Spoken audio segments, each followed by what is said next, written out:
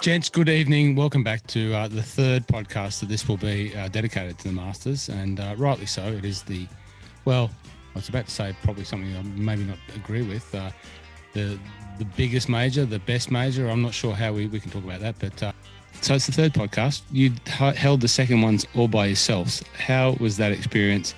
You two, like me, handing the reins over. How was it? Really good. It's good fun. Yeah, good fun. Okay, good. The reason, and thank you very much, firstly, for wanting to get cut podcast out and being prepared to have a crack at recording it. With this elaborate setup that I've got here, you did a great job, and so thank you. I was driving home from Drummer Golf Melbourne on Saturday afternoon. Saturday night, I put it on, and I enjoyed it. I enjoyed sitting back, listening to you two guys have fun. The connection is real. It's amplified since the team meeting. I did like the intro, Rocket. It was like, good evening, listeners, and welcome to the My Love of Golf podcast. It was a little bit church radio, but I didn't mind it. From the mobile My Love of Golf cabin. They got Butler's cabin. Yeah, so we had to have the My Love of Golf cabin. That was great. So I appreciate that, and hope anyone that listened, and many people did, because I could see the numbers coming through. I did listen. Thanks for tonight for bearing with me while I get the new technology. I've got the big screen for doing some of those photo editings and video editings and all the stuff that we do here. I've got a new camera.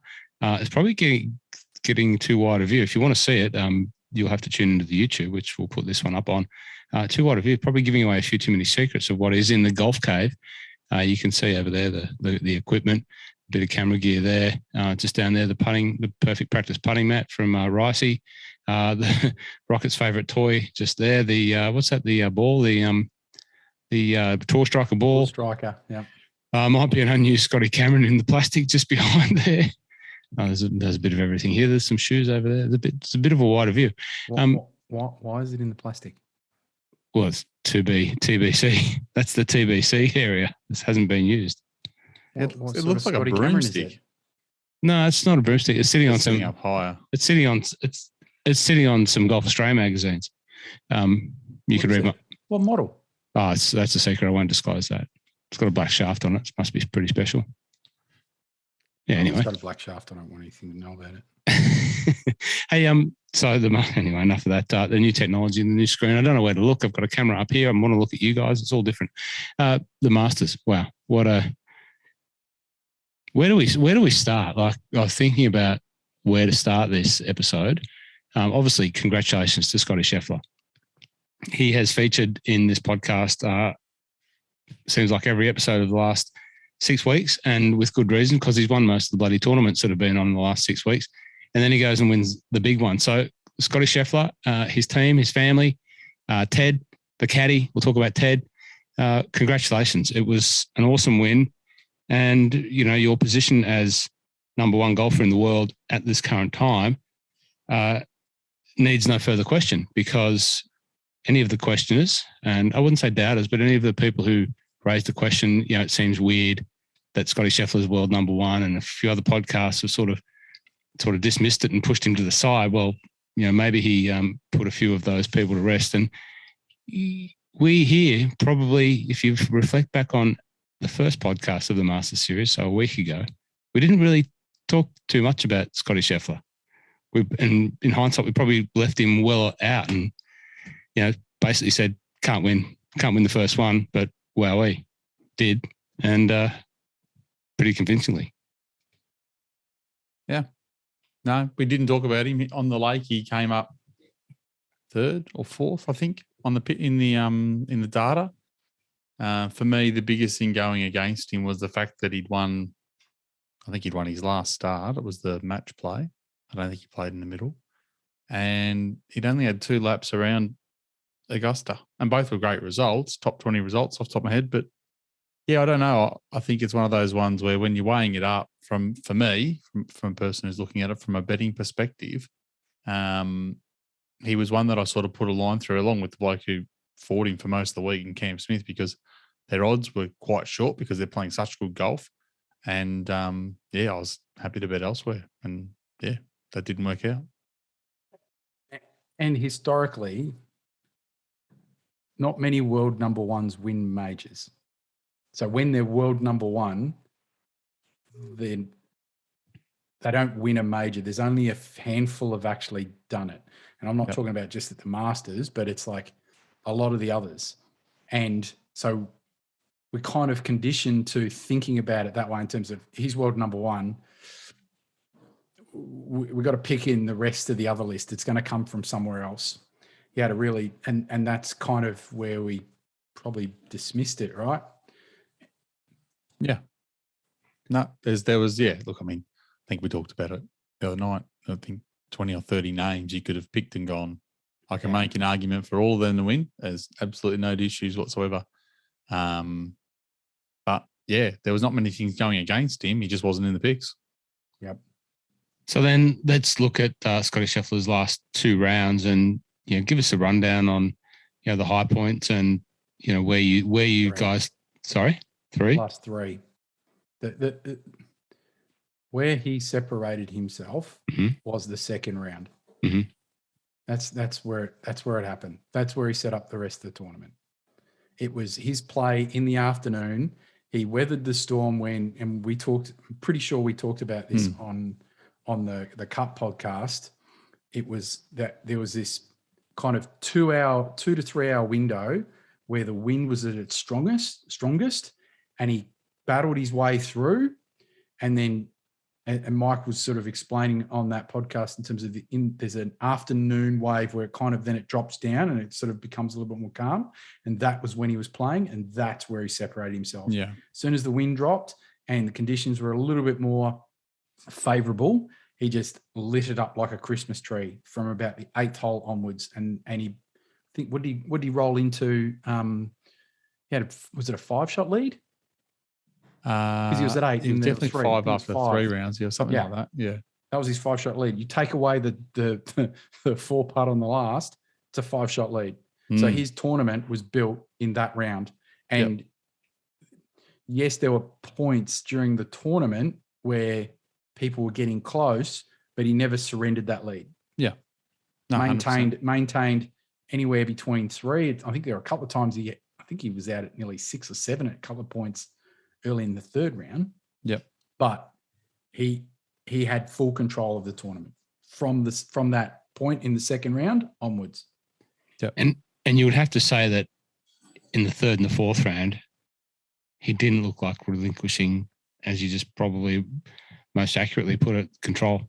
It was very much control.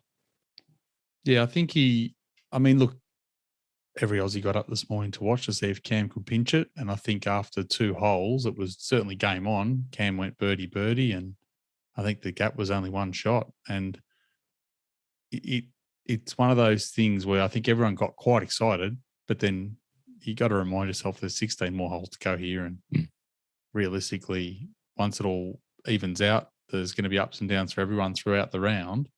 And he really only had to shoot. If he shoots even par, he probably still wins. Well, he definitively would have won because he was 8, I think, and Rory was finished at 7. But, he just did what he needed to do. And he still hit some shots that I thought were gutsy shots. And like you said, Rocket, having the 4-jack on 18 it's quite funny. But there's a fine in my golf group of 4 putts, so I'm sure he'll tip in the $10 to help us out for free beers at the end of the season. But no, it's it was probably the highlights towards the end of the tournament, because it probably did peter out from a competition perspective, were things that came to the fore, like Rory's great final round and a few other stories that sort of popped in and out. Well, we'll get to that. Rocket, you mentioned you had a question for Blakey, related to the 3rd round on 18. So we'll come to the question, but the point that you made, so there was the back 9 of the 3rd round up until, we'll call it the 3rd hole in the 1st round, was his biggest shaky bit, and he kind of weathered the storm. Then if you think about the 3rd round, the tee shot on 18, which he hit one of those nice little flat dead pull left into the bundies, and they were very lucky to find it. the question to our esteemed golf rules colleague, was the drop or how they measured where the two club links were going sideways from where his ball was it correct? Or is it a little bit Patrick Reedish, whether it be deliberate or not, because there's some good footage going around pointing out that the grip end of the club was about 1 to 2 feet away from where the actual ball laid.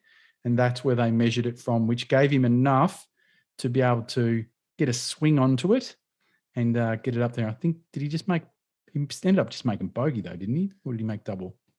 No, I think, I thought.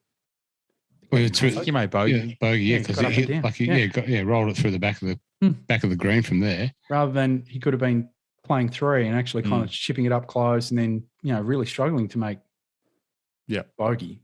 Could have been making double. Well, realistically, if he can't hit it, he's going to have to take an unplayable or, I didn't see it as it happened, but, I saw the vision of the ball in the trees and then looking for it and seeing that. And then you see the shot. And my initial thought was that he pitched out or punched out to there, like he just chunked it out to there. But if you're coming out of that lie and then you've got a full swing with a fairway wood or a hybrid or whatever it was that you hit. Yeah. That's, I swing golf clubs in a simulator all day. I know it's pretty much where 2 club lengths get you and you're hitting the side of the simulator wall. Anyway, no, as you say, there's plenty of people around there with red jackets or whatever they are, the rules officials running around there helping with that sort of stuff. Interesting. Blakey, get back to us. Please. Okay. So let's, we'll probably talk a bit more about Scottie Scheffler. We'll talk about the 4-putt because you mentioned it. I was driving this morning and I was watching, I was listening while I was driving. I wasn't watching it. Maybe I was, maybe. Anyway, it was on the video, on the audio, sorry. And then when I played it, I thought, I had to count it. 1, 2, 3. He's only 3-putted. 1, 2, 3. No, it was 4 putts. I couldn't believe it. But then I stopped and I thought, imagine being in that situation. Yeah, you can't lose. You really want to hold the first one and then you really want to get the next one and then you end up 4-jacking it. Yeah. And the thing is that you think about what's going through you at the moment. Like I actually sat there thinking about it, like, as funny as it is, just like picture being in that position, like you've missed the first one, then you've missed the second one and your putt's about the same length as the last one. Like it's not even tap in. Yep. Like you've ripped it a couple feet past, not like a little bit. You could have hit a dribbler. You could have gone, I'm just going to dribble this up to the hole so I can just tap it in with the butt of my club. No, he's ripped it past. And then he's ripped it past again. And then he's done it again. Yep. I think the worst thing going against him was seeing his wife. I think as soon as I think he was in total control until he literally got to the pitch of the green and they kept showing the close up of his wife in tears, happy tears. And I reckon that's when it all hit him. And he was always going to be, battling to get the ball in the hole from there. But he had, luckily, a truckload of shots to play with. You don't think, and I know what I think, I don't think it will bother him, but, something like that, it's not like, the guys that dunk it in the water on 12, where that seems to be a little bit of a haunting factor. He just moves on from that and just says, I don't care what happened. It's easy. Doesn't matter. Yeah. Because guess what? Anyone, here's the thing. Anyone that wants to rib him, it's like, 1, I've got a green jacket. 2, I can play here for the rest of my life. I could have had another putt if I wanted to. Yeah, I could have had 6 putts. You can have a crack at me, but I could. I just wonder if it's in a mental mastery sense, if it just sits there in your little mental bank, or you just excommunicate it straight away. What I would be turning towards is more importantly, because the thing is that at the time there might be something you could learn from it from a process standpoint, right? So if you're in that same position and you're feeling the same things, what do you do? Right? There might be something you learn from it. And this goes back, and this also goes back to, and we'll talk about the man, Ted Scott. You saw him when he missed that third one. he walked up to him and he's obviously said something to him, and he's standing really close to him. Like normally caddies are a little bit further away. He was really close to him. So whatever he was saying to him was basically to try and get him to just focus, stay calm, don't worry about it. Just focus on the middle of the hole. Just, you've got this. Yeah, whatever he was saying, he's obviously calmed him to be able to make sure he just rolled that next one in. Yeah. His putting for the rest of the tournament was absolutely nails. Like, he has drained so many 12-footers, 8-footers in the chipping. Oh, and chipping, of course. He's chipping for the last 36 holes, and particularly in the final round, some of the chip shots that he had to hit. Oh my goodness. That was ridiculous. Yeah. He was hitting chip shots in some really difficult places, and long ones too, like stone cold. The one he hit on 4, like, that was ridiculous. Like, he hit that just stone cold. Like, the strokes going around the green for Scheffler. That, yeah. Round 4 picked up 2 on the field, or 2.2, and round 2, the other round, you said he had a ripper, he picked up 2.16. Putting on the field. Putting overall for the event picked up just under a stroke, so 0.72, which ranked him 13th overall of the 50 something that made the cut. Around the green, that chipping, that's anything that's not, done on the green, but around it, he finished 3rd, which is the 2 stats we talked about at the start of the week that we said were going to be the key stats were tee to green, he finished 2nd, and around the green, he finished 3rd. Tee to green, you only have to look at where he hit him, right? The shot he hit on 5, oh my God, that was ridiculous. To that middle pin on that tier. Yeah. Then the shot that he hit from the right rough on 7. Where was the other one? The one he hit on 14.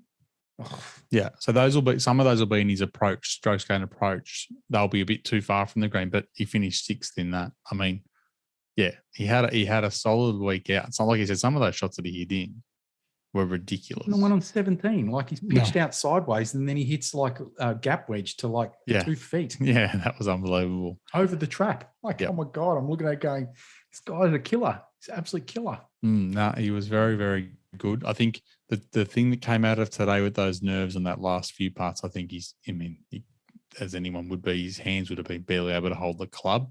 But that Dan Rappaport, I think his name is, he said that, that in the press conference post that he let them know that, pre-round he was sobbing uncontrollably in the morning just because his nerves didn't know what to do, and he didn't think he was ready for it. Didn't show on the first tee. I mean, he got a bit scruffy in the first 2 holes, but yeah, great to see. Yeah, I haven't listened to his interview yet, but I heard. No, I've seen some transcripts and stuff. Yeah.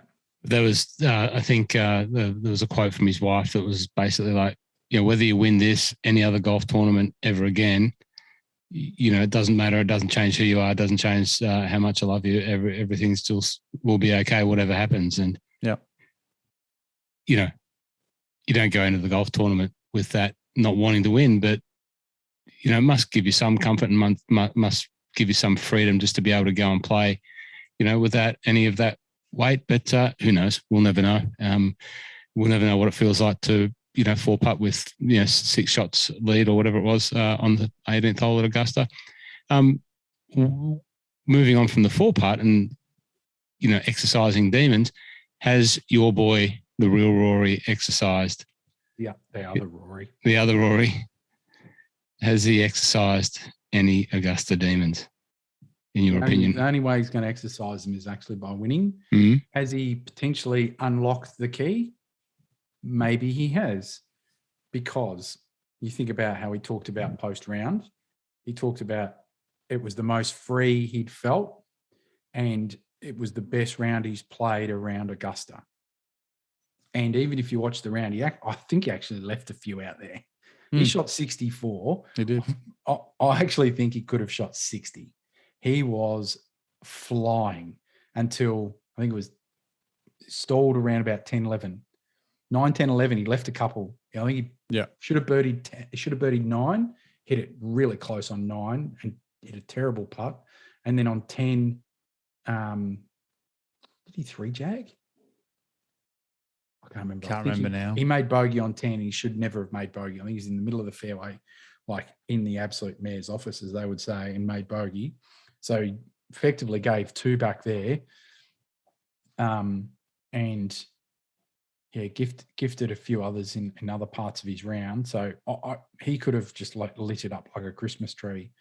But it goes back to, I've talked about it a lot in terms of he's either got to acknowledge that he overthinks things or just start to become like, forget that he's like anything, like just become unconscious.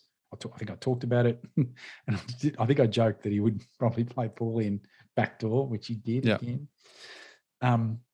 But you think about, he's talking about it's the freest he's played, right? And it's the Masters, how it started and how it ended was typical Rory, but possibly he may have unlocked his own secret because he was so far back.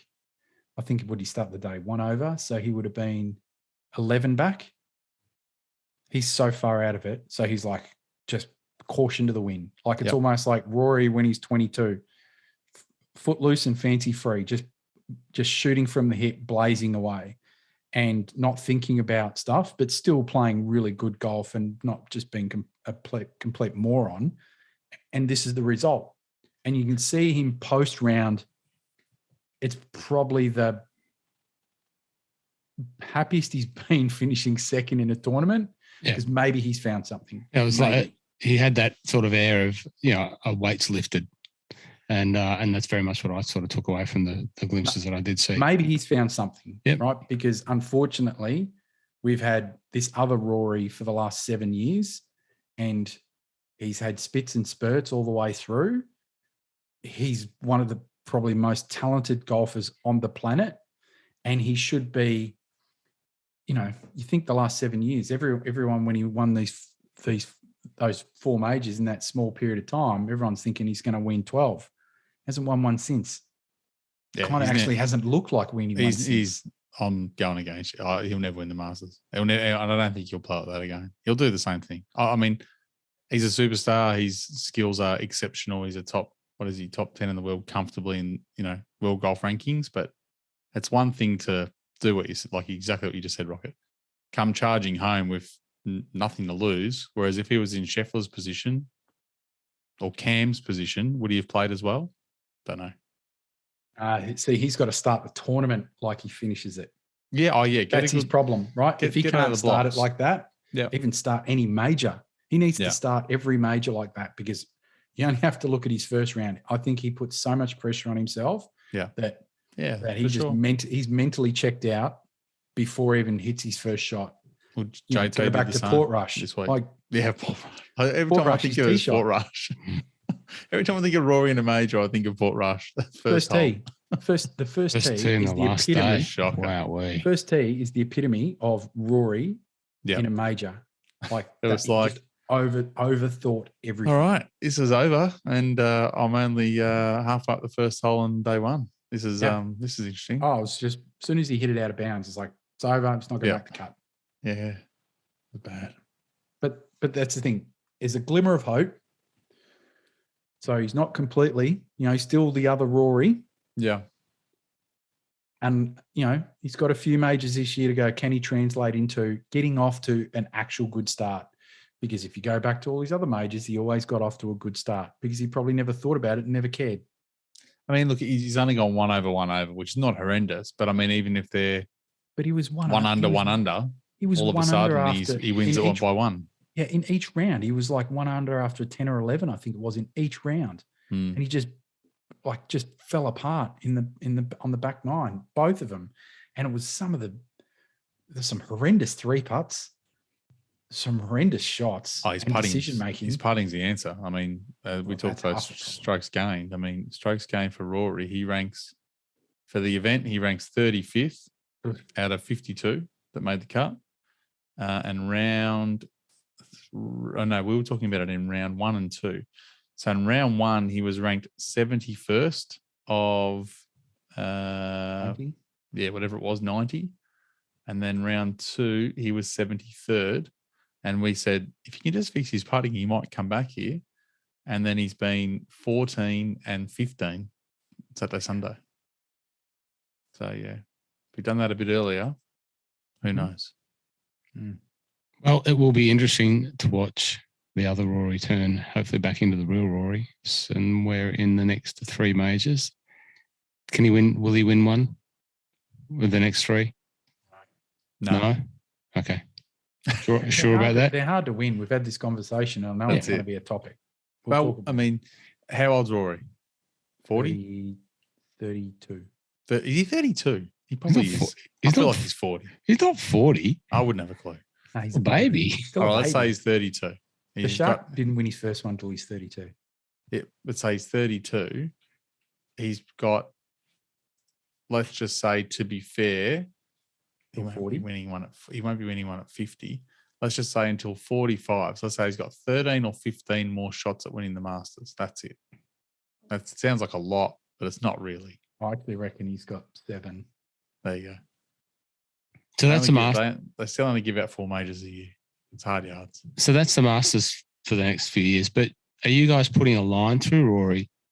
You're not going to tip him to win any of the next 3 majors this year? Depends on what he's doing before them. Exactly. Yeah. Okay. If he finds form, if he comes out, I don't think he's due to play this week, but if he comes out at his next start and throws in 4 more 8 under rounds. The last time he actually had form was 2019, when I thought he turned the corner, because all of a sudden, when he won the Players' Championship, he was hitting these little flighted shots and he was hitting these 3/4 7 irons, those cut 7 irons and all these little wedges. And it's like all those little things that used to be the things that would bring him undone. He looked like he kind of found something. And, so if you look at him through late 2019, 2020, his strokes gained versus the field versus the PGA Tour average, he was sitting around 3 strokes above tour average. Through 2021, that's down to around 2. And then by the time late 2021, it's probably sitting down around 1. Right now, it's on a slight upslope, but it's still back only to around 2. So it's not bad. Don't get me wrong. This is why he's in the top 10 golfers in the world. But those numbers and those shapes say you'd want to see that number starting to creep up in the key stats and go, yep, right, he's the one I want. Okay. All right. Well, then I guess the other couple that we need to talk about is, of course, the obvious one, Cam Smith. He started birdie. He did. Whole of Australia was out of their beds early. Maybe not except me. I set an alarm. It goes off on my watch, and I may have slept through it. I was up late last night. I had a job to do yesterday. I'll tell you what I did yesterday. It's not interesting. It's far from interesting. Just a little insight into my life and how it rolls on a Sunday sometimes. I've started the fitness thing, gents. 3 months in preparation for the trip to Scotland. And I thought, well, I'll try and use that time frame to get fit, which Mrs. My Life of Golf is 100% on board. So, yesterday morning, Sunday, I'm not working. I worked on Saturday. What are you doing today? Oh, I'm not sure. Might go for a swim at the pool, which is at Peninsula Kingswood. Lucky to have a pool. Very nice. No one ever uses it. Go down for a swim. Oh, that's a good idea. Off you go. And maybe I might hang around for Pennant because Pennant's on down there, and I might go and see some of the guys playing Pennant, and might take the camera and take some photos for the Pennant team. How's that sound? Well, she says, I don't care what you do, as long as you get my resident return visa sorted, so I don't have to, worry about that for the trip to Scotland. I said, look, I'll get it done for you today, because if you don't get it done, very easily understood Scottish term is we'll fall out. And I didn't want to fall out with my lovely wife. I love her very dearly. So I said, so if I go for a swim, take some photos of the Pennant team, and then I'd do that in the evening, is that okay? That's fine. Then we won't fall out. Of course, come home, tea, edit photos, post photos, get messages from people who had photos posted of them, interact there, have some fun, blah, blah, blah. Oh, shit. I haven't done the resident return visa. So at 1 o'clock this morning, I was tapping the resident return visa. May have slept in, may have missed the alarm. So my apologies for being unprepared. Apologise to Cam. Send him a tweet. Anyway, back to Cam. I missed his first 2 birdies. Sorry, Cam. So, what happened? Was it just 12, or was it just? Yeah, it was happened before then. 12 was the apex, but he was probably pulling a little bit of what we thought Herbie might run with. There was a little bit too much gas and not enough pedal at times, not enough brake. But look, he had an unbelievable round. He probably thought he had to go and put the pressure on early, and he did. Like, he absolutely did. Probably another cavalier relief that young Scottie Scheffler got from the scoreboard, which I thought was a bit. Yeah, they both hit terrible shots early doors. I think it was a third hole. Both of them were in the garbage, but at that point you thought, right, it's game on here. He's right in this, and he was up until 12, and then that took the wind out of him, and then from there on, he was just gonna battle. It's funny that relief that you talk about, TIO. You know, TIO stands for in the rules world. Temporary. All the scoreboards are permanent. They're buried 6 feet in the ground. Yeah, they've been there for 100 years. Interesting. Yeah. I don't know. Third hole was the turning point. Yeah. I mean, look, he played unbelievable golf, but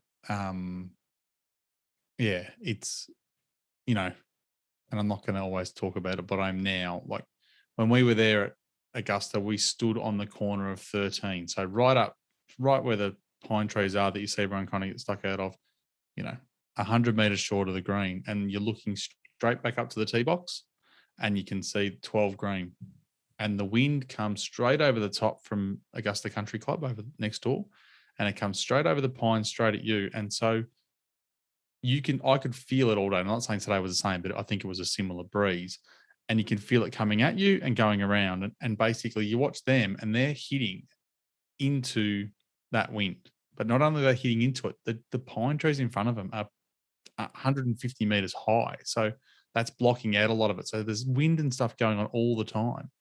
But when you saw him hit it, you just knew off the bat it was right and short. And he knew straight away. He knew as soon as he let it go, it was wet, which was disappointing. But yeah, like, he's not Burke and Wills. How many people have we seen hit that same shot under the gun of the last group or second last group? It's nuts. What is it? 140 meters, 150 yards, 135 meters. It's not. Yeah, I mean, these guys are hitting nines. Yeah, that was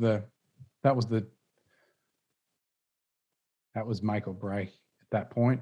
And he was kind of probably forced to. Does he wait one more hole to not be aggressive? Yeah. Don't know. But I go back to the third. When Scheffler's hit that first one and it's hit the bank and it's rolled back down, and then Cam was playing next, I'm thinking, he's one behind. If Cam just gets one in there, only has to get it in about 10 or 15 feet on the third hole, in that little, because it's in that little tier down the back. So all of a sudden, Scottie's been a bit wobbly. Yeah. He's finished yesterday a bit wobbly, started off a bit wobbly. Cam's come out all guns blazing, birdie 1, birdie 2. And then if you think he's in that spot, he's just chipped one up there and chips. If he just 15 feet, that's all it has to be, 15 feet. Doesn't have to be magic. Then all of a sudden, Scottie's chip is a little bit different. It's completely different. No, definitely. To, I'm chipping to try and save par so I don't lose another shot and potentially lose the lead, because if Cam makes birdie, all of a sudden he's one behind. Yeah. But then goes the other way around. Cam flubs it, which you don't expect. Never expected that. Do not expect. Yes, it's a tough shot, but you don't expect. I was not expecting that. And as soon as you hit it, it's like, oh my God, that's terrible. Then Scottie goes and plays his one and holds it, right? So then it completely flips. So it goes from being potentially a 2-shot swing one way to a 2-shot swing completely the other way. And then straight off, and you think, okay, he's basically given up the advantage that he just claimed in the first 2 holes. So if you just reset your mind, and you go, right, I'm standing on the 4th tee. I now have 15 holes, and I'm starting in the same position I did on the first. Yeah. All right, reset. Scheffler tees off first, hits it way left. All Cam has to do is go, just hit it in the middle of the green. It's the fourth hole. But what's he do? He's going straight at the flag. And then, so what we've seen, he puts it in the trap. Scotty gets up and down. It's a great chip there. And then Cam makes bogey there. So he loses another one. Yeah. And then, did he bogey 5 as well? No, he made good up and down on 5. And then, did Scheffler birdie that one? No, he missed a putt. So I'm just looking at the scoreboard, just making sure I've mental note. But you could see the momentum just completely shift just on that one hole. And then all of a sudden Cam's back to pressing again. Yeah. But then what we saw all the way through the round is it was either two things. He was either under clubbing because he thought he was juiced up and adrenaline flowing. Yep. Or he was ball striking was out of whack because there were a couple where he's hitting chunky ones. Like the tee shot on 12 was just a chunk. He chunked it, and that's what is basically just hit it a little bit fat. It's fanned the blade open. That's why it's gone straight right. Had no chance. If I asked you right now, what was the worst thing on stats wise Cam Smith was for the week? Which stat would it be? I bet you it was driving. Strokes gained off the tee. Where did he rank out of the 52 people that made the cut? Probably 50. Bang on, 50th. Can't do terrible. That. Like it's not a course you're going to get tortured for really not keeping it in play off the tee every time, but you can't be that bad. He got his first round, he got away with it. Yeah. There's a reason he doubled the first and doubled the last because of just poor tee shots. Correct, tee shots. Second round, he was sort of his third round. He probably could have again. He should have probably shot better than 68 again. Tee shots, and then you saw again just there were some holes where he should have had the advantage, but he didn't because he was like the fifth hole. That was terrible. Yeah. We've talked about it before. It's come up before his driving where he has in previous tournaments that he's won. Maybe at the Players we talked about it. He's left himself in awkward positions and he got away with it. He was off the tee, lost strokes at the Players. The only stat he lost, it was lost a stroke to the field and still won.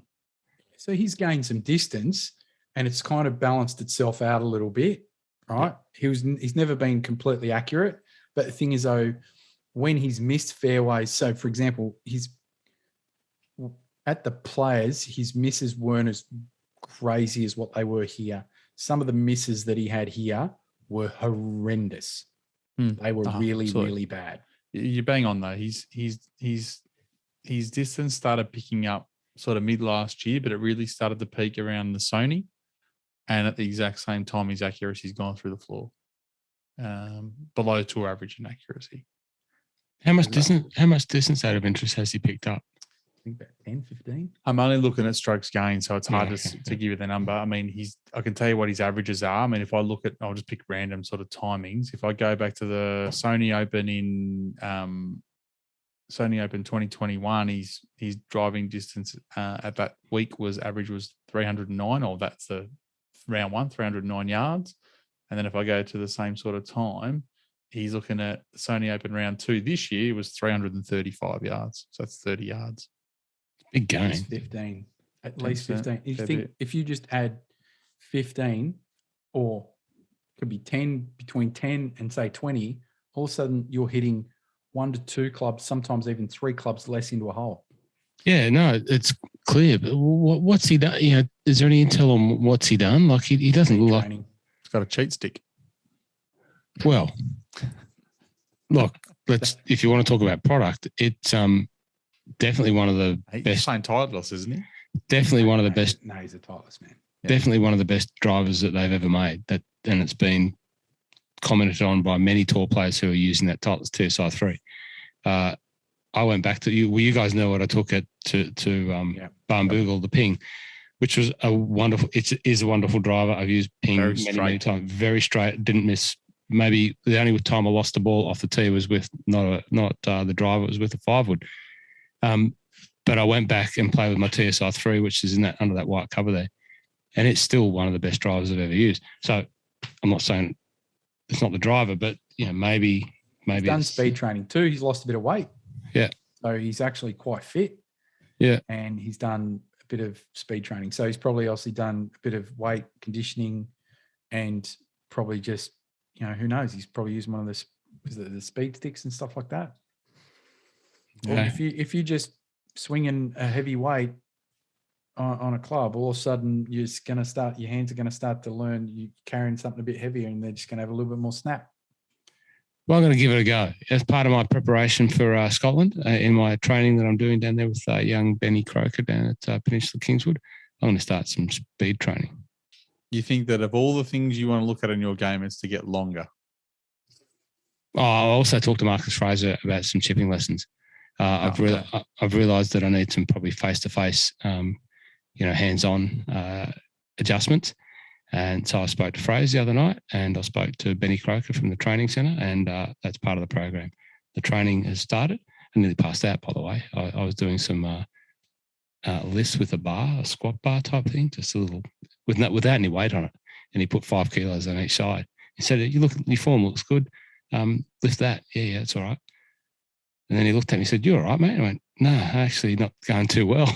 You better go and sit down. Yeah, okay, I better. And anyway, I was okay, I was fine. But jumped in the pool thereafter and cranked out 500 metres, which was good. But I'm going to do some speed training. But yeah. If you want to work on your chipping, you couldn't do any worse than watching Tiger on the range. How good is he? Oh, God. He's got a future in golf. Well, let's talk about it. So Cam, after the 12th, it was, he was just trying to stay alive, and he did really well to be tied for third. And the beauty is that you only have to look at him post round, and it's going to sting. Yeah, but I don't think it's going to hurt him. Yeah, because he just said, he didn't say, I hope to win. He goes, I'm going to win around here one day. This place suits me. I love playing here. I will put on a green jacket one day. Who would you have your money on to win around there one day, Cam or Rory? Cam. Yeah. Cam to win twice. Rory, none. Okay. Yeah. There you go. Because you only have to look, shot 15 under to finish second at DJ. Yep. And then did he have a top 5 the year before? Pretty much. Yep. Yeah, no, he'll win. He's a great golfer. It will be probably. He's got the right attitude. Yeah, right attitude. He'll be one of the best golfers Australia's ever seen.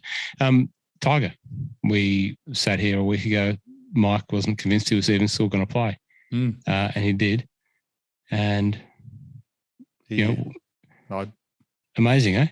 Absolutely amazing. Amazing that he played. Amazing first round. Watching him walk 17 and 18 today, I just have to still question why he played. He was if that's what he was showing outwardly to the general public on how poorly he was going and feeling, I wouldn't even want to know what he looked like behind closed doors. He would have been in a wheelchair. Any normal person, I reckon, would have been. Yeah. It's funny when you think about Louis Oosthuizen had a little bit of a sore back and withdrew. Yeah. There's Tiger with, a reconstructed steel leg. I know, but I mean, he said today, he's definitely going to play the Open Championship. So great. But I just don't know how many reps you'll get in the middle. I can't see him. Well, maybe he will play the PGA. I mean, I don't know. Obviously, we don't know anything. But PGA's at Southern Hills, right? Yeah. Yeah. It's only 5 weeks away. Well, they've been talking. I think there's some talk that he's going to play. No, he won't play. Who knows? I mean, if you told me he was playing the Masters last week, I would have said no way. The day before, whatever it was, I said I'm still not convinced. But I just saw that he looked horrendous walking off. Horrendous. He was in terrible pain. I don't know. Think about how funny. If it wasn't for Scottie Scheffler's round and how he finished, Tiger. Let's say if Scottie didn't have that blazing final, 9 holes. Tiger at one point was 5 shots out of the lead? On. Yeah, early on. Now, when he'd finished his round. Today, after the second round. Oh yeah, I was going to say no. Today was cooked. No, Yeah. second. No, he was. Yeah, And I actually think this the difference, the lead that Scotty put on, I reckon that put a little bit of a mental barrier where it was like he knew that he just wasn't quite close enough to just hang around. Yeah. No, look, But still, like, greatest ever. Not, you're never going to hear me say a bad word about him. I just think, it's the game. yeah, I get why he wants to play the Masters, and I get why he wants to play the 150th at St Andrews. But in the middle, I'd be sitting in an ice bath and making sure my legs are right. Mm. Yeah, you think about St Andrews, it's going to be completely different to the Masters, where you've got that's the sort of place, the biggest slopes, and you've got one that's absolutely. But for him, he's got this is his he won't play the Open at St Andrews ever again, right? But he can play the Masters every year, so he can come back next year and play again next year. It doesn't matter. Whereas that one there, I'm like, I get that. Like, even if he was looking like he did today, go and do it. Yeah, go and do it. But everything in the middle should be now looked at as, right, how do I do as much as possible to get myself fit while not completely cooking myself and being unable to walk when I want to stop playing golf to get to the Open. So, yeah, I if I was him, I'd maybe chuck in 1 or 2 reps before then, and that'd be it. But again, the reps, 1 or 2 reps, it might be just goes, I'm not going to play any tour events. I might just play the majors, because Southern Hills isn't, it's not that hilly. It was only 5 weeks or, I mean, who knows? It's 15 months ago they were cutting his leg. And then you got the US Open. Then you got the US Open at Country Club. There's a little bit of slope in a few places at the Country Club. There's a couple of holes where she's a little bit of this. And that's the thing, like, we all quite rightly sit there and say one of the things that's cooked him is the fact that Augusta is a ski slope. Yeah. But maybe it's not. Maybe it's literally just the way he swings the club, or there'd be a million things. I stopped the footage on Friday morning watching because it looked like he had a strap around his ankle, like around the outside of his sock. But my wife convinced me she thinks it was that was black. But she goes, no, I think that's just right ankle. Yes. Yeah. Okay. Yeah. That's the messed up leg. Yeah. Because, so because like you think about it, he's actually got to try and launch off that. Yeah. And if that's what's more hurting his leg than anything else, then you can't keep hitting golf. And the other thing as well, because you got that leg, and that's usually where you transfer your weight and you move back. If you're compensating, is he putting pressure on his back? Yeah. Because he's not moving completely over, and he's kind of in the center and kind of almost like leaning into the left all the time. Yeah. But look, it was great to see him playing. It was great to see him there, but yeah, it was probably not what you wanted to see. Like, if he played and just played okay and finished where he was, that's one thing, but playing not great, but looking like he was really sore was not great to watch. Hitting shanks. Hey? At least it wasn't like when he was hitting shanks. No, with the wedges. The hosel rockets with the chips. Yep. All I can say is there is no one like him, and I don't think we'll ever see anyone like him. Mentally, he is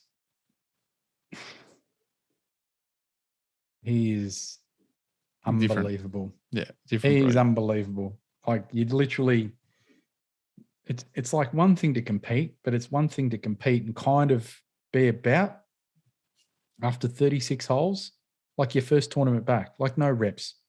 Yeah. And you think about how you think about how some of the others finish their rounds and they kind of semi-chuck the towel in. He's grinding away like a madman. Yeah. No, he has such pride in his performance, and then making the cut. It's ridiculous. And I think maybe it was just the effort of making the cut was just probably took a fair bit out, took its toll, right? Yeah. And just, I don't know, mentally he's, anyone that knows who this guy is, he's the David Goggins of golf. Don't know who that guy is. No. Yeah, I do. I've read David Goggins' book, and that guy put himself through more pain and torture than anyone. Still does. Yeah, unbelievable. Mike's just sent through the picture that he was referring to, and you can see brace-like thing on Tiger's right leg. The other interesting thing about Tiger and what you can see in that picture that you just sent through, and it set the foot wars, the shoe wars alight, was Tiger turning up in some FootJoys. Catnip. Okay. Catnip from Rocket. Whatever. Shoes. Yeah, they asked Nike. Nike said, "Good luck. We're happy to see him playing golf." Yeah. Okay. I don't know. I mean, surely there's something in his contract that says he can do whatever he likes. Rocket, just for the people that are interested in, golf retail world, the inquiry rate on FootJoy Premiers has gone through the roof, put it that way. They've been doing a lot of press. Shoes. They've been doing a lot of press. I've been looking at them I'm not a big dress type shoe golfer, but yeah, they're very intriguing, those FootJoys. They look very nice. FootJoys have been the best golf shoe for like decades. Yeah, but I like my Jordans. Yeah, but FootJoys are fully sick. Very comfortable. There are plenty, just for the record, there are plenty of good golf shoes out there, and Nike are definitely one of those. But the FootJoy Premiers, you can see the icons there if you're watching the video. There's the icon blacks there with my Indigenous artwork. The FootJoy Premiers are quite new. They've got the soft foam with that having that really hard underfoot. Really nice shoes. I was sure you were going to say you've had the phones ringing off the hook for the bright pink Nike blade collar polo type thing that Tiger was running on Thursday. Someone did hit the Drum and Golf Twitter today with the picture of Scottie Scheffler in the Nike gear and said, "Can you buy this look?" And if he is listening, probably not. But no, we're not getting. Yeah, later on in the year, there's that color, that pattern coming, but not that color. So it might be green or something like that. Anyway, I don't know. But scripting through the week. He can do what he likes. No. There was plenty of others in terms of the other players. There were some very, very. I know Finau copped a bit for his the sweater. Sword. I didn't mind that. I didn't think that was the worst thing. I thought it looked pretty good. Yeah, I didn't. Rocket ain't wearing that. Adam copped another, said a little bit of Twitter world alike. I actually made a really nice picture of Ad, and I'll send you that as well. With the beige, we spoke about that one with the caramel eclair combo. Yeah. Oh, God. Iona Stephen had his back. Someone, I can't remember who it was, but tweeted about it, and then Iona was straight into her boy Adam. She said, "I retract that. I will not have a bad word spoken about Adam Scott, regardless of what he is wearing or not," and or something like that. Yeah. And Iona, congratulations on being drawn in the media journos draw. Iona's teeing off at 10:30 tomorrow at Augusta. Well done. Yeah, well done, Iona. Good job. As probably some of the other journos that got drawn in the raffle. Yeah. Was that 20 or 30 of them get on? Something like that, yeah. Yeah. Yep. But I think do you reckon Eric's podcast or Hafer, one of them, was saying that you get your tea time, but if they get to a point where they kind of run out of time and you're like in one of the last groups, that they take right that just says, "Yeah, you're not going anymore," and they don't let you go out. So yeah, I think it's a guaranteed tea time within reason. My question is, the Channel 9 news crosses. Why is Danny Widler across there? I don't know who that is. Do you know who Danny? He's Fox. He's Danny Widler, Channel 9, and congratulations, Danny Widler, on getting the gig to go across there and represent Channel 9. Commentates and journos on rugby league to great authority.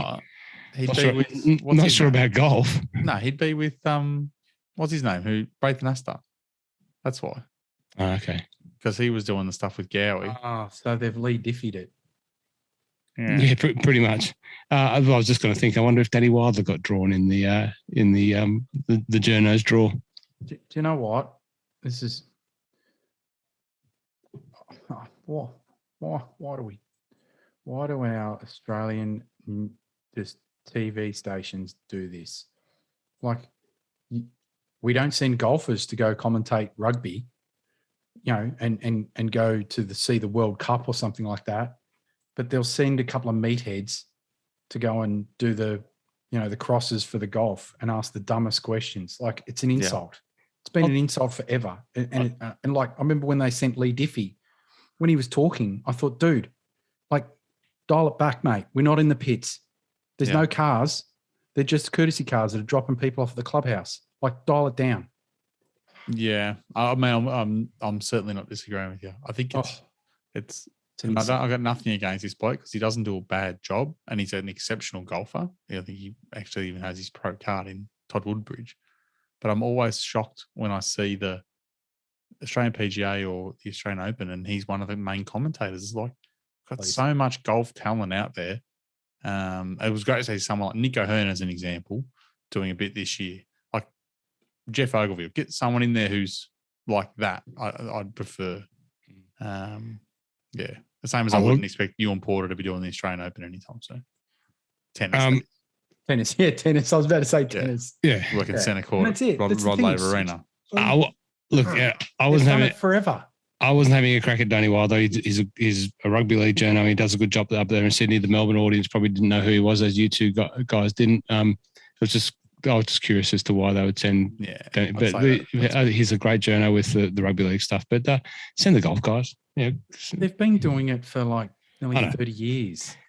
Anyway, let's talk about some of the other tips that we had as we wind down. We missed I missed my number one GB and I in Shane Lowry because the real Rory, the other Rory pipped him. But Shane Lowry continues to perform well in majors and backs up our claims that he is a very good big tournament player. The people that picked, speaking of tipping, we had 3 people pick Scottie Scheffler to win the Masters and then get the 2.7 million shekels. Who are they? Who was that? Luke H. I don't know who that is. Bloody nomadic golfer again. He was very good early doors through that Hawaii swing. Scottie Scheffler season. And the Shermanator. Now, the Shermanator is absolutely killing us. So the Shermanator is now leading overall at just under 7,699,000. Nomadic golfers at 5 million. That tells you how well I nearly dropped Shermanator's going. Golf Labyrinth, 3rd, Public Golf 4th, 3-putt or die 5th. Now you want to know where we are. Just to reference, that leader is on just under 7 million. We have My Love of Golf Roscoe at 2.275, Mike at 2.022, and Rocket at 1.721. Geez, I'm going to get relegated to the Corn Ferry. Yeah, we're not going too well, but that's okay. Look, it'd be no fun if we were winning. Well, it'd be fun for us, not fun for anyone else. Yes, it would be. And we did say we'd do prizes for the best person over the 4 majors. So I have taken the notes down for the Masters. So if you did have a good week. 7 million. I'll tell you what, there wasn't many people that missed. Oh my God. We would have had, there's 3 people that have picked Scheffler. There would be another 20 that have picked Cameron Smith. They've passed us. Even Morikawa bloody ended up sneaking past us. And that's the last one. I think here's another one in our, we missed Scheffler, didn't talk about him, wrote him off. And then I think blew Colin away. Pick JT and we lose ground. Oh, JT gave it up. JT's the one that did us no favours mid-round. Did us no favours the whole tournament. No. Round 1, he's another one who's got to pull his head in Rory style. But, JT mid-round was actually pushing pretty hard, a bit like Cam Smith was. And then 10, 11, 12 went bogey, double. And I had some money on him to finish top 10. I wasn't very happy. No. But then he went birdie, 14, 15, 16. So he ended up getting back to 9th, which was good. I was just trying to find some of the listeners outed themselves to me recently. I'm just trying to find who they were so I could talk about it, but I can't and I won't bother. I did catch up with Roddy the other day. He's not doing too well. He was getting some titles printed with Roddy on there just to remind himself of his tips to name. But before I forget, before we leave the Masters, we did have one question. So the PGA Tour Communications put out a tweet saying players to win 4 times in a PGA Tour season, including a major and a World Golf Championships event. 99 Tiger Woods, 2000 Tiger Woods, 2001 Tiger Woods, 2002 Tiger Woods, 2005 Tiger Woods, 2006 Tiger Woods, 2007 Tiger Woods, 2008 Tiger Woods, 2022 Scottie Scheffler. I actually take offence to that tweet because the fact that they added WGC in meant they excluded Jason Day's 2015 season. He won enough WGCs as well. He won 4 times in 2015. Did he? Yep. Well, the question and a after major. that, That was the question, right? But the thing is that they go win 4 times, but win a major and a WGC. Yeah. If you take out the WGC bit, Jason Day won 4 times in 2015 and a major, and he's the only other person that if they did it that way, it would have been Tiger, Jason Day, Scheffler. yeah. Wow. And people forget Jason Day's 12-month period from the Open Championship, I think it was, or the Canadian. From there all the way to just past the Players, he won 7 times. Yeah. No, he was. Yeah.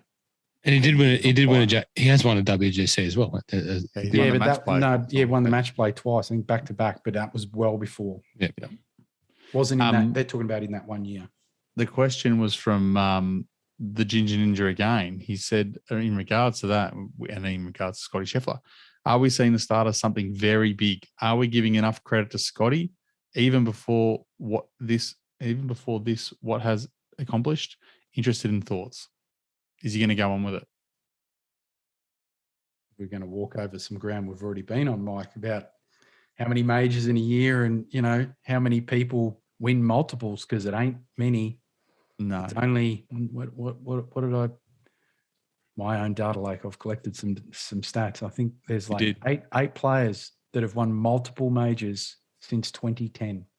8. Yeah. Yeah. Not many win multiples. Cole won 2 in 2 years. Yeah, he joined the list. And Phil is one of the ones that actually have won multiples in 2010s. Yeah. So, and DJ's only won 2. Brooks had that run of 4, but you look at them all and they're in small bunches. They're in small bunches. It's not like... I'll change the question slightly, but similarly. Does Scottie Scheffler win again this year? Yes. A major or a tournament? Anything. Yeah, excluding the... he might win another tournament. The net gross title cup, whatever it is. Unless he wins gross, then it's not a victory. No. Okay. So he'll probably win again this time. He'll probably win again this year. Okay. I would... The form's really hot, and I think there's another victory at some point. I'm going to say he won't win again this year. He's Freddie Couples it.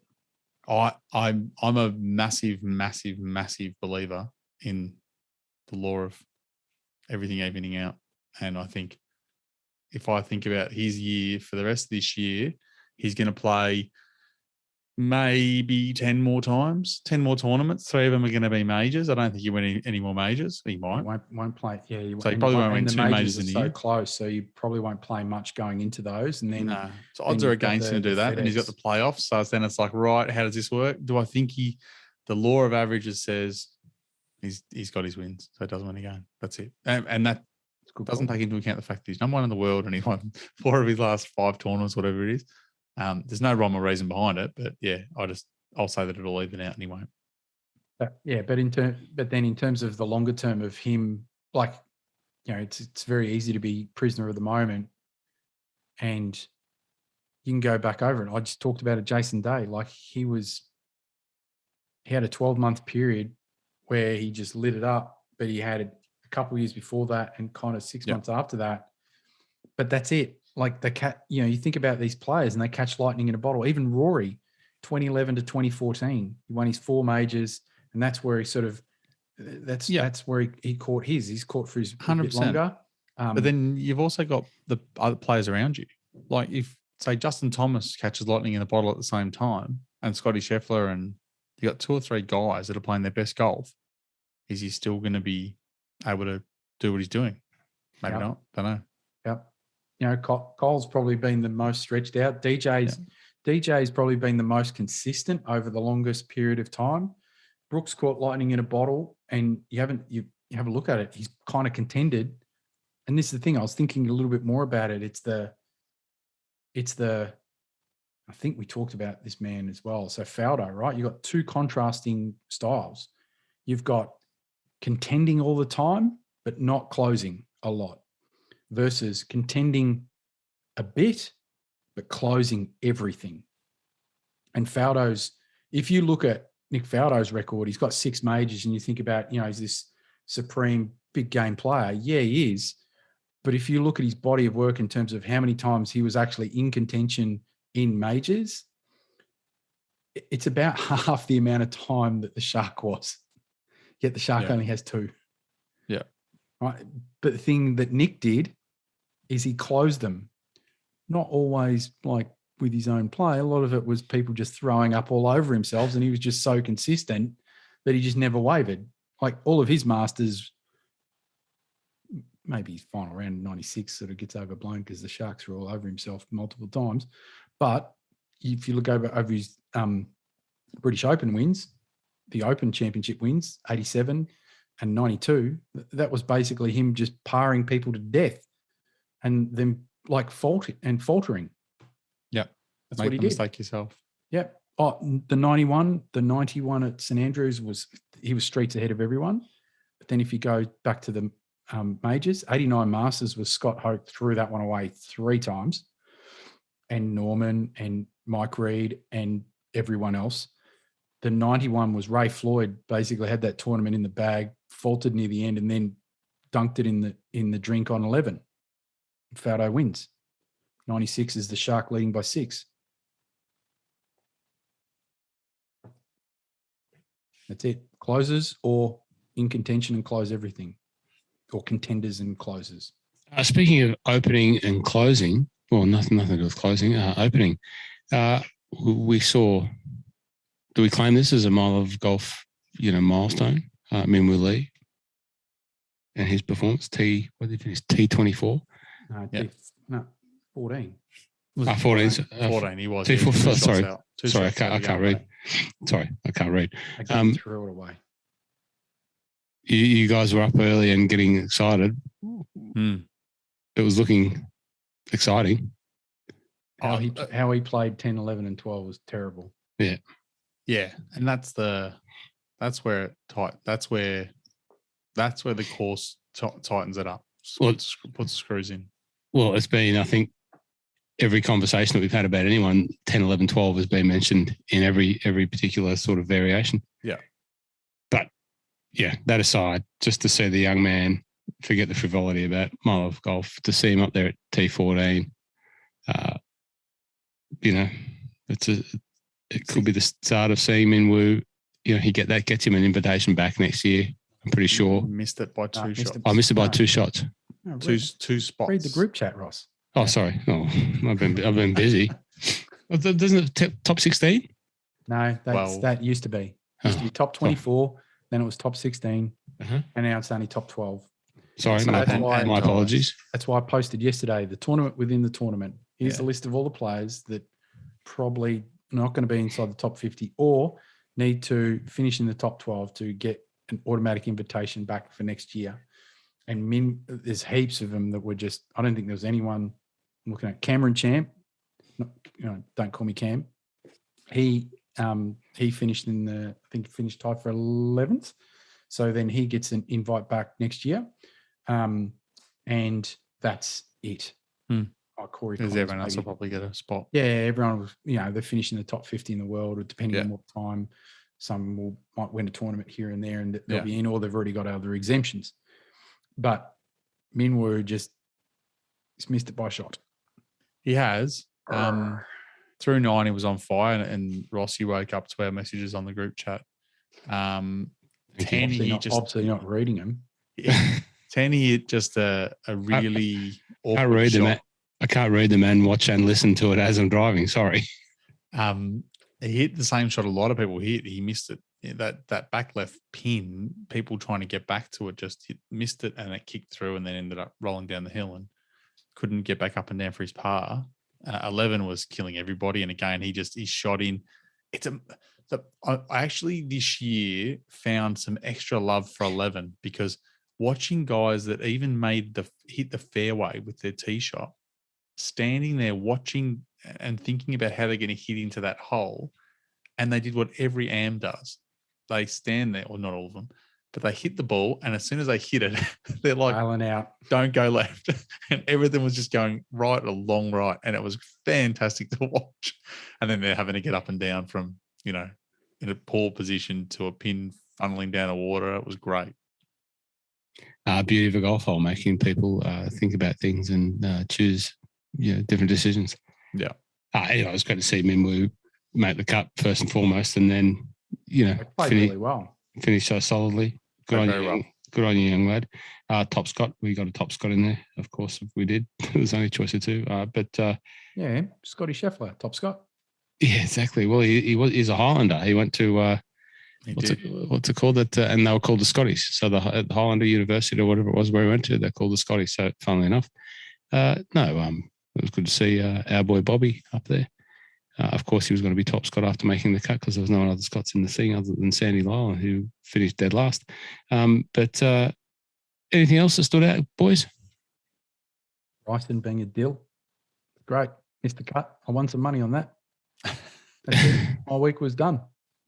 What was your bet there? Not Bryson to miss cut. Yeah. What were the odds on that? $2.80. Yeah, right. I know. It was worth a roll. Absolutely. Speaking of fun bets, I did request that I was allowed to share this. A friend of mine had a bet. They put up odds on the market here in Melbourne for Scottie Scheffler to win by 4 or more shots at $5, and he had $50 on it. And then this morning, what happened?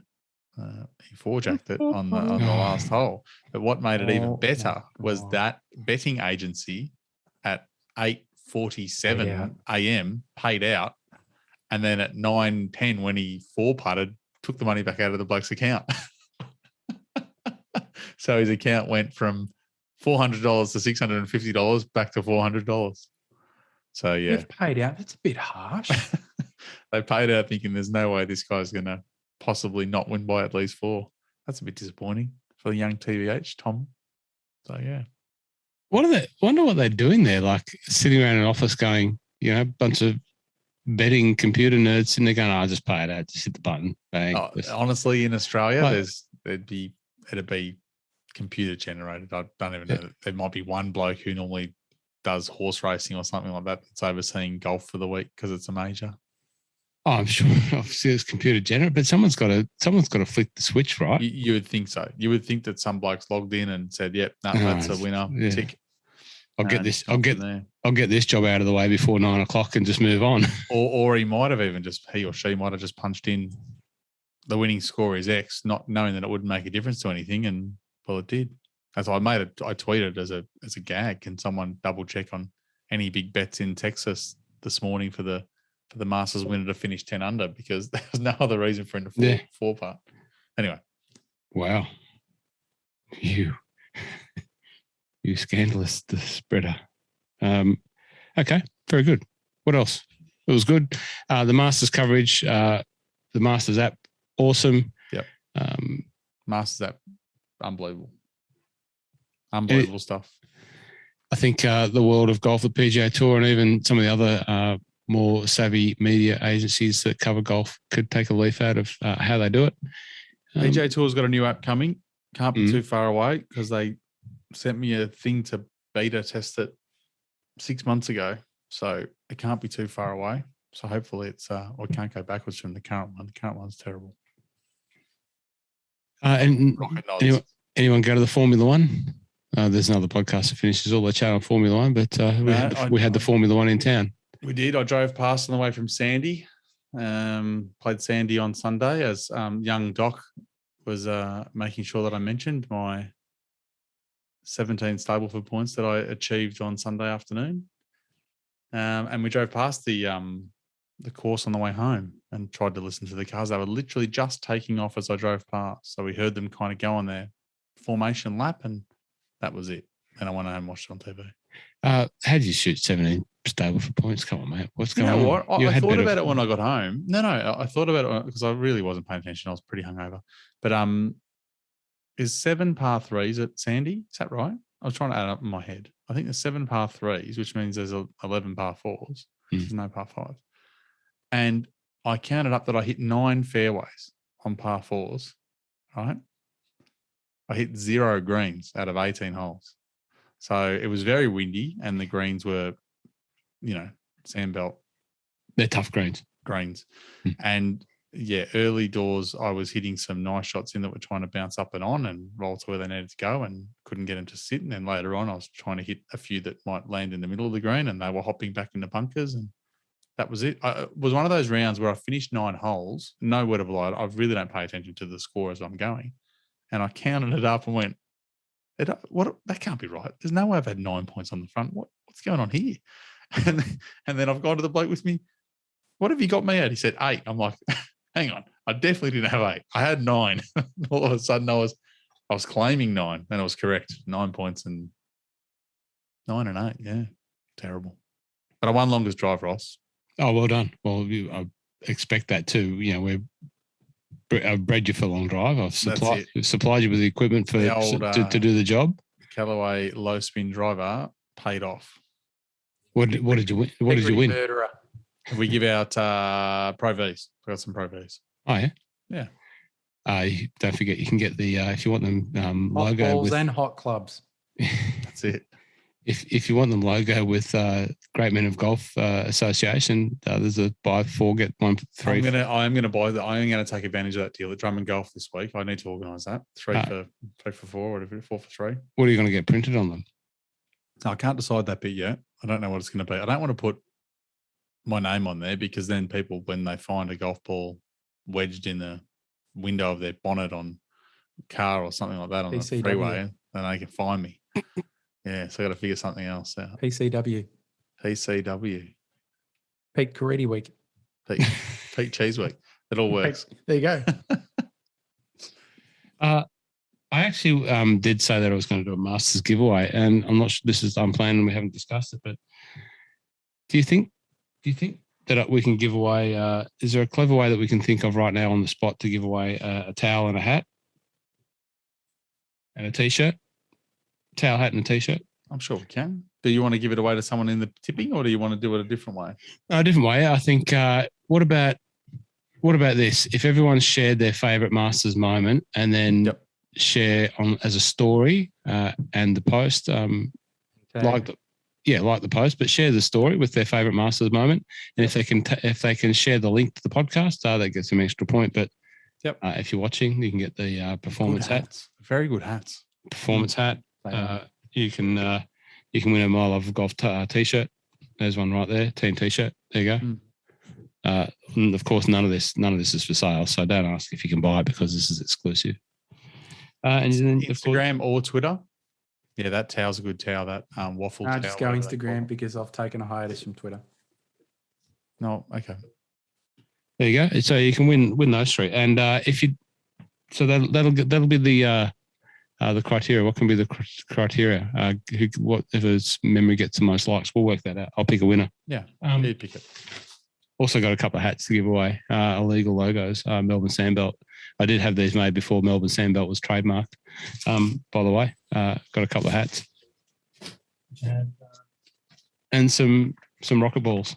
So to TaylorMade Tour sponsors with they're not TaylorMade Tour sponsors, but they've got the My Love of Golf bomb on there. You can see the bomb.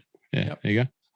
Designed by Dan Maudsley, great friend of the podcast, and also in the tipping competition. That's his tattoo art on there on the ball. So we'll give some of those away. I'll work it out and post it out. If you've listened this far, jump on board. What else? I just want to say two other congratulations to the Peninsula team who were out there very kindly letting me take some photos yesterday. I think the team has to win most of their games. Obviously, they want to get into the finals and then win and get promoted. They stacked the team yesterday, to be fair. How's this for a lineup? Let's talk about the 2 pros because as you can play pros in pennant now. Brady Watt, Bryden McPherson, Jasper Stubbs, the Ginger Ninja, not the Ginger Ninja, but the Ninja Warrior, Charlie Robbins, Jack Raz, another good player, and Sammy Bastian. And there's one other fellow who I didn't know that I forget his name. Sorry, I didn't know him. But Sammy Bastian recently had a game with Nico Colsarts down there at Peninsula Kingswood. Sammy Bastian is a stalwart of Peninsula Kingswood pennant. They won, but it's great to see Brady Watt, who is a great professional golfer, and Bryden McPherson as well. Good. And the last congratulations, on Saturday night, I dropped Mike Brown off at the airport, waved him goodbye, as he returned back to the UK after winning the All Abilities Australian Open, or the Australian Amputee Open, my apologies, at Sanctuary Lakes. It was held over 3 rounds, and he won by about 8 shots, beat Jeff Nicholas, who's won every amputee event in Australia in the history of amputee events almost. I don't want to be flippant about it, but Jeff Nicholas is a fine professional golfer in his own right, works out of Sydney, has a range, coaches and does all of that, wins everything. Well, Mike came across and won that, gets a lot of ranking points. He's now already been invited to play in the Betfred British Masters in the G4D category. So he'll be up there with all of the best amputee golfers playing in that. So Mike won the Riversdale Cup. It's a great month out here, seeing him playing with Ryan Pappenhausen, coaching Ryan Pappenhausen, a few other guys. It was awesome. So wave goodbye to Mike, and good luck, mate. And that was about it. What else? That's it. Done. I only got one thing for you. Oh, because I could. For me? No, well, for all of us. Oh. The Golf Rules questions did have one question for us about, and I think he's asked this specifically because he wants to hear me pronounce this name. Will Rat Chananon Chantananuwat play on the PGA Tour and win a major? And you're going to look at me like, who? It's a young 15-year-old Am who won on the Asian Tour this week. It was a mixed event with the LAT Tour with the women and the men. And he won. He won by 2. He's clearly going pretty well. He's now ranked up to number 200. Can or not? Yeah, Chen. Okay, I'm not going to. Would you call it can or not? He needs a different. He needs a nickname like Jazz, but he's not. It's not Jazz. 2 cans. 2 cans. Can or what? Do you want a can or what? He won, and I think I just looked him up before, and he was ranked about number 650 in the world. He's now up to about 230 odds. So he's well on the way to becoming a very good golfer. Where he goes and plays, I think that's going to be up to him. You would think gambling man would say go to Europe first and then figure out what he wants to do after that. Probably spend some time between there and Europe. Blakey did send that to me. I was just trying to find it so I could get the pronunciation of his name correct. Yeah, it was. Oh, you're saying that wasn't right, what I said? That wasn't close, what I said. Mike. Yep. Yeah, here we go. Here we go. I'll have a go. And what we do this with the greatest of, Ratchanon. I got it now. Chantanawat. You reckon he missed an N? Tananawat. That's the one. Chantananawat. Yep. Ratchanon Chantananawat. Great young golfer. Blakey, it's the Asian Tour. Blakey's probably all pumping up the Asian Tour because, he's probably going across overseas to the event that they're hosting in London. I've just pulled up the young bloke's scorecard. On the 12th hole this week, it's a par 4. On round 1, he eagled it. On round 2, he birdied it, then he birdied it, then he eagled it again on round 4. That's reasonable golf. What's that, 6 under? Right. 6 under through 4 rounds. And then on the 15th, the par 5, he's eagled at day 1, eagled at day 2, birdied at day 3, and eagled at round 4. So he likes a back 9, wherever they were. Ratchanon Chantanana, what? Congratulations. Will you play in the PGA Tour? Spanners. Will you play in the PGA Tour? Well, good luck to you if you do. He might do. But take Rocket's advice, go to Europe first. The players that have gone the European way have, that do have sights on America have proven to be strong contenders when they do get there. That's it. Scottie versus Baz. Spanner in the ring. Gents, it's been an hour and a half of power. We'll look out for the giveaways. Share all that. Thanks for your consideration. Thanks for your time. Anything else? Don't forget your tips. RBC Heritage tips. Oh, who do we fancy in that? I'm picking Shane Lowry. Oh, yeah. But the tartan jacket's up for grabs, so everyone have a look at it. Harbour Town, Matt Fitzpatrick's favourite place on earth. Yes. Who are the recent recipients of the tartan jacket from Harbour Town. Matt's Recent recipients. So- No, Fitzy's never won it. He's but never won? He just likes. No. He just likes. Stewie playing Sink it. won it last year. Stewie Sink. Sorry, Tiger calls him Kitchen, and we will call him Kitchen from now on. Did you hear him say that in the No. interview? No, what did he say? He said, "I'm sure it was Kitchen." It was in the interview post round, and they talked about the Path 316. So I think Kitchen made a one there earlier in the week, and it took me a second to hear. Did he say Kitchen? So yeah, Kitchen Sink. Matt Kuchar's one here. Webb Simpson's one here. Stewie Sink. That's it. It's one of those. It's a horse for course sort of place. Guys that like it really like it. But yeah, CT Pan I think won a couple of years ago. Ball striking. It's a ball striking place again. Stewie Sink, yeah. Brandon Grace is one here. Graham G-Mac. McDowell, G-Max one here. Jim Furyk. Yep. Takumi Kanaya. Yes. So yeah, but my pick for this week is at the moment Shane Lowry, but I will be keeping an eye on any withdrawals because the current field still has Cam Smith and Justin Thomas in there, which I'm not convinced they'll be travelling up the road. Although DJ does play this tournament actually a lot.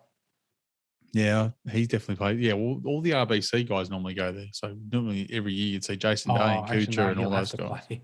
Well, Jason's not an RBC guy anymore. Not anymore, no. So you is probably it- see Mr. Neiman. Yep, he is there. He was definitely one of my top couple of people that I was looking at. He's an RBC guy now. Is Herbie playing out of interest? Is he in this field? Did not see Herbie there, no. Actually, I thought I saw his interview where he's going to take some time off. Yeah, right. Is that right? The guys at the You're right. top were on my data, the way I ran it was Cam Smith, Justin Thomas, Daniel Berger, Fitzy, Neiman, Henley, Lowry, Hadwin, Kirk, Horschel, Morikawa, Im, List, Cantlay. Sweet. That's it. Daniel Berger. Just I'm not- quickly walking back to Herbie, I watched all of his shots on the Masters app. Yep. He was driving it like Cam Smith. Was he was really? terrible. Oh, he's Yeah, terrible. no, it wasn't great. He was terrible. His short game and his iron play and his putting, Yep. unbelievable. Yep. Unbelievable. Off the tee, Yeah, abomination. Yeah, right. There's a difference. Yeah, no, definitely. He got himself unstuck in off the tee there a little bit, but it was an easy game. We'd all be there. Yeah. Gents, well, for the third time, we'll try and sign off. Thanks very much for your input. Great to see you again. And I can see on this big screen. It's great. I know I don't look any different to you guys, but you guys look like you're sitting in the room as opposed to the last 2 years on a 13.5-inch laptop monitor. If I'm not looking at the camera as much, I apologise. The camera's up there. Anyway, all good fun. We'll see you next time on the My Love of Golf podcast.